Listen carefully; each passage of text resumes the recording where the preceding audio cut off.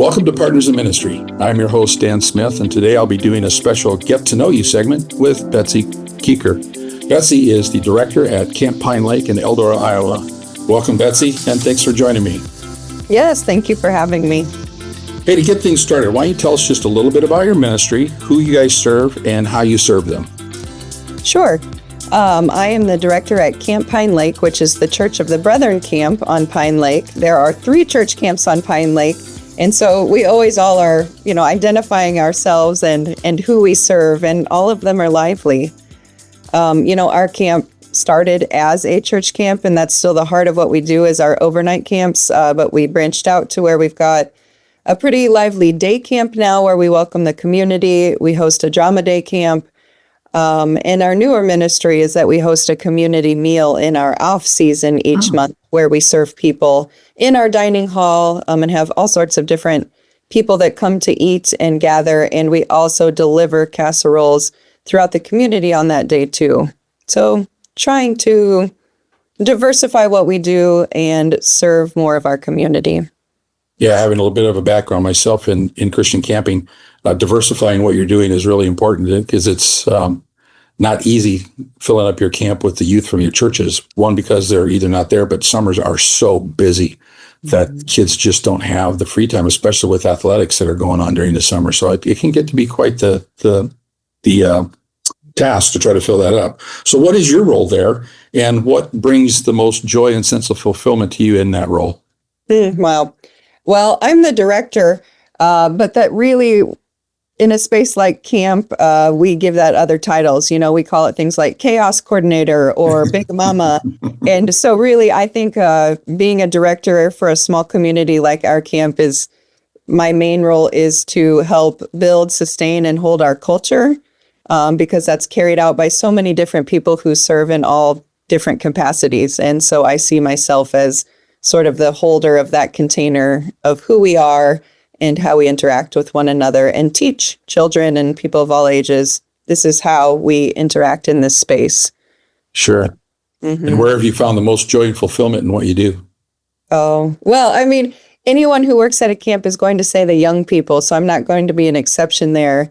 But I would really say it's like the middle management young people. I love watching our high schoolers begin to become counselors, and then to watch those people who might come work with us all summer when they're in college. And that really is the heart and the bulk of the work of the ministry is done by young people. And so camp is always a becoming. And so I like to kind of invite, right? And when camp is happening, again, I'm just there holding the container, watching everyone else make it happen. And I love that. Well, share for us briefly just a moment when you saw God at work through the ministry. It's really kind of those same moments. I've had staff come to me and ask to be baptized. I have done that work with them.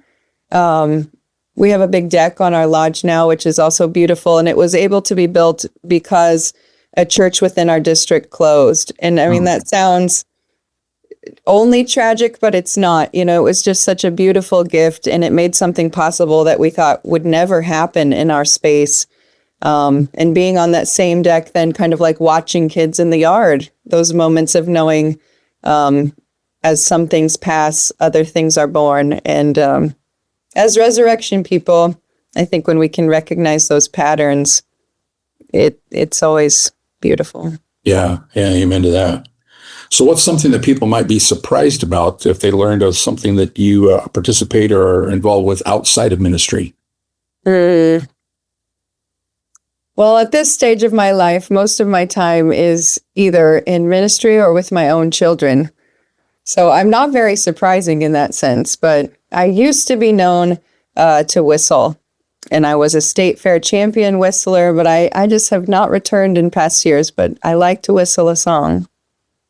That's interesting. That I thought that was a lost art for a lot of people. I do that and try to do it in private when people can't find out, and then exactly all of a sudden I'll catch myself and I look around and people are looking at me. Oh, she did it again.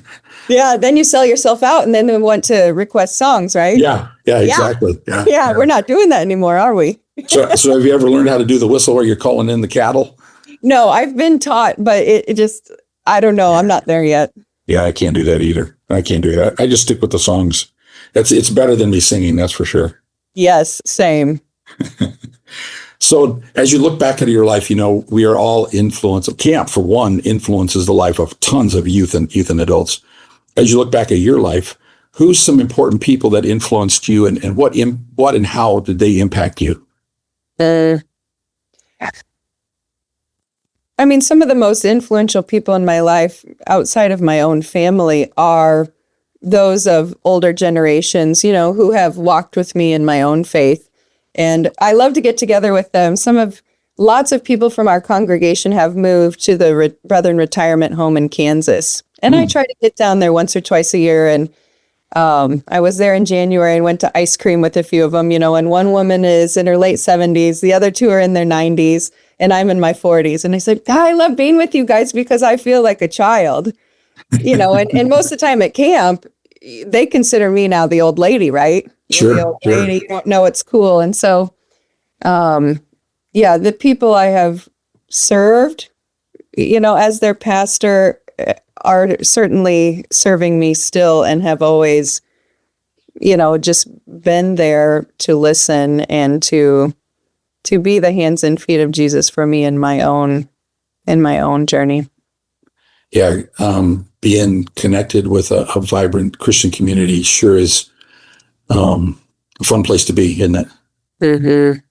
And for some people, that's one of the joys that camp brings, that people are experiencing the first time, is really a peer Christian community for the very first time. And there's some pretty neat relationships that come out of that. Mm-hmm. Yeah. So what's a simple joy or a little thing that always brightens your day? Well, I love being outside. The good, the bad, and the ugly, really, even the terrible Iowa weather. And so I think anytime I've got stuck in my head and having a bad day, I think just go outside. I mean, that's really that simple for me. Yeah, I love it when the birds return. Mm-hmm. And then you crack open the window and they start singing. You just kind of sit there. Next thing you know, you go, oh, shoot, I've been sitting here for 10, 15 minutes. But they just are so peaceful. Mm-hmm. I've lived in other parts of the country where they don't have the songbirds like we have in Iowa. We got a ton of them. I know, we really do. And then they're a real blessing, I'll tell you that. And I imagine you get a whole lot of them there at camp, I would think. Yeah, we've got lots of great trees. When you look at the relationship that's beginning to develop between the foundation and the Kuecker Foundation and Camp Pine Lake, what about our mission has been attractive to you? Well, I mean, rooting service in the way of Jesus, kind of like you said, people experiencing Christian community for the first time. I mean, that is what it's all about. Within our denomination, service is highlighted as a core value. And so I think having that kindred driving force is inspiring. And I think, again, noticing those resurrection patterns, I think what Quakerdale has done and continues to do, as one chapter closed and another began, still giving life to many things instead of just one thing. Gorgeous. Yeah.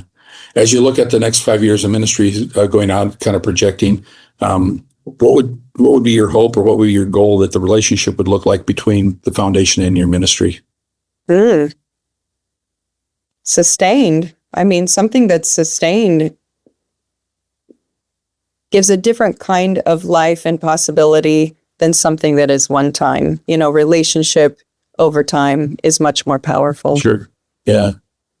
One of our big passions is to support a support community for the leadership of nonprofits, because it can be pretty draining on people. And there aren't many people that kind of know who you are, what you've been through, what your responsibilities are like.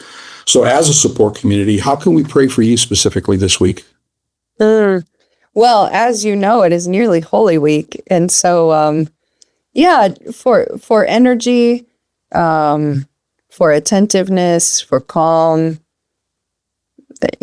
for my own sustaining. Sure. Well, Betsy, thank you so much for joining me today. I really appreciate it. It's been kind of fun to get to know you. Yeah, likewise. Hey, if you got any questions, or if you'd like to learn more about Camp Pine Lake, you can see their contact information here on the screen, or you can find it in the show notes for this episode on our website and in the description of this YouTube video. if you've got some time, consider sending an email of encouragement to Betsy and let her know that you're thinking about her and praying for her. On behalf of Camp Pine Lake, Betsy Kuecker, and Partners in Ministry, I want to thank you for joining us today. And until next time, let's get out there and serve as Christ serves.